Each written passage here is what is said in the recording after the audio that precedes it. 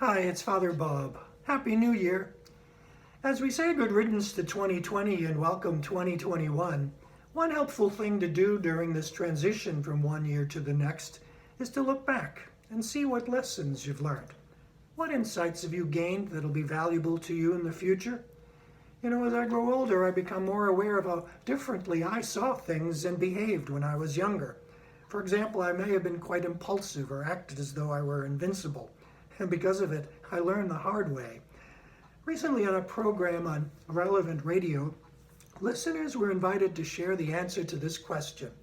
What would you tell your 20-year-old self if you could make the phone call today? In other words, what are some of the things you wished you knew then that you know now, and what advice would you give? One woman said she'd tell her 20-year-old self, keep God in the front seat. Other pieces of advice were, actions have consequences. You don't get a do-over.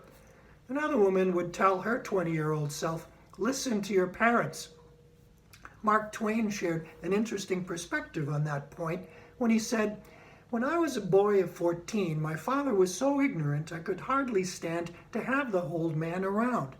But when I got to be 21, I was astonished at how much the old man had learned in 7 years. What advice would you give to your 20-year-old self if you could make that call today? Consider sharing it in the Flocknote reply.